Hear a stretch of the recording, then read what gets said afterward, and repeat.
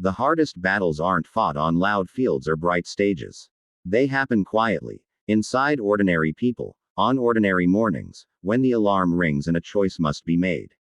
To rise and try again, or to roll over and wait for tomorrow. This is a story about dreams that felt too heavy to lift, about kindness that arrived at the exact right moment, and about how a simple village lesson can change a life forever. Before we begin, if stories like this warm your heart and remind you of what truly matters, please take a moment to subscribe, like, and share your thoughts in the comments. You're watching Story of Pure Kindness, a place where small acts create big change. The village of Greenwillow sat quietly between rolling fields and dusty roads. It wasn't the kind of place that made headlines. No skyscrapers, no traffic jams, no flashing lights. Just early mornings, honest work, and neighbors who knew each other by name. In this village lived a young man named Eli. Eli was known for two things. First, he had big dreams. Second, he rarely did anything about them. He dreamed of owning a successful business, of building a better life, of being respected beyond the village limits. He talked about these dreams often, at the general store, outside the diner, on long walks with friends. His words were full of passion, and his eyes sparkled when he imagined the future. But when morning came, Eli slept. When work was offered, Eli delayed. When effort was required, Eli promised himself he would start tomorrow. People didn't dislike Eli. In fact, most of them cared about him deeply.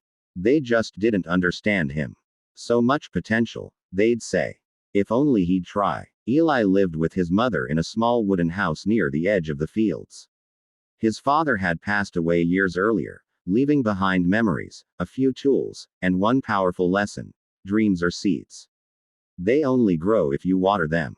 Eli remembered those words, but remembering was easier than acting. One summer morning, Eli sat on the porch watching the sun rise over the fields. The golden light was beautiful, but it also made him uneasy. Another day was beginning, and he already felt behind. He told himself he'd start later. After breakfast. After a little rest. After one more day. That same morning, an older man named Samuel walked past Eli's house. Samuel was a farmer known throughout Greenwillow for his discipline and kindness. His back was bent from years of work, his hands rough, but his eyes were gentle and calm. Samuel stopped when he saw Eli sitting there. "Morning," Samuel said with a warm smile. "Morning," Eli replied, avoiding eye contact. Samuel looked at the fields, already alive with workers. "Beautiful day to build something," he said softly. Eli forced a smile. "Yeah, someday." Samuel nodded, as if he understood more than Eli had said. "Someday is a tricky word," he replied. "It feels safe, but it can steal years."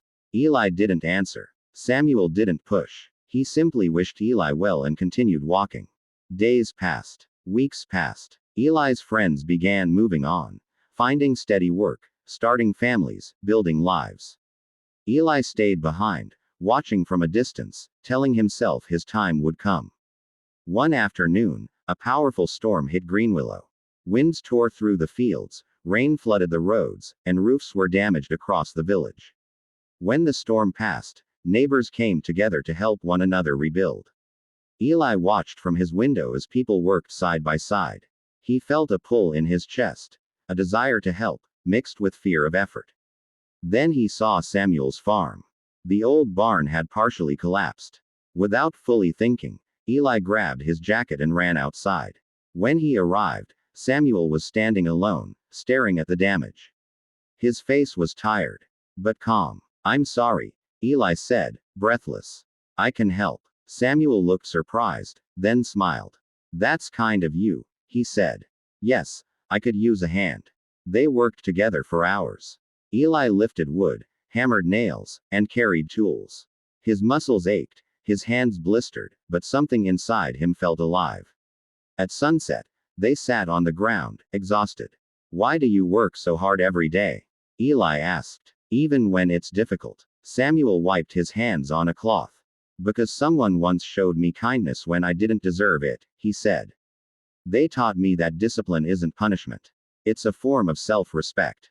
Eli stayed quiet. Samuel continued, "You know, Ambition without action is like a map you never follow. And laziness isn't always about lack of care. Sometimes it's fear. That sentence hit Eli hard.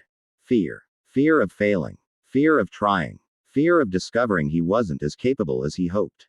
Samuel stood up slowly. "Come back tomorrow morning," he said. "I could use help rebuilding the fence." Eli hesitated, then nodded. That night, Eli couldn't sleep. The next morning, he showed up. Then the next day, and the next. Samuel never lectured him, never shamed him. He simply worked alongside him, offering guidance, patience, and quiet kindness. Eli began waking up earlier. He started taking responsibility. He learned that discipline wasn't about forcing yourself, it was about caring enough to keep promises to yourself. Weeks turned into months. Eli saved money. He gained confidence. He stopped talking about dreams and started building them. One day, Eli shared his idea for a small repair business with Samuel. Samuel listened carefully, then said, "I believe in you. Not because you're talented, but because you're consistent." Those words stayed with Eli. Years later, Eli stood in the center of Greenwillow, running a successful local business that employed others from the village. He treated his workers with kindness, remembering how it felt to be lost. Samuel had grown older, slower now, but his smile remained the same. Eli visited him often. "You saved me," Eli once said. Samuel shook his head. "No," he replied. "Kindness just opened the door. You chose to walk through." And Eli understood then that dreams are built not by motivation alone, but by discipline guided by kindness. Kindness doesn't always look like grand gestures. Sometimes, it's a patient word, a quiet invitation, a hand offered without judgment. If this story touched your heart, let it remind you that it's never too late to begin again. Be kind to others, but also be kind to yourself. Water your dreams with effort, discipline, and compassion. And as you go forward, carry this lesson with you, because the world doesn't just need ambitious people. It needs kind ones who are willing to act.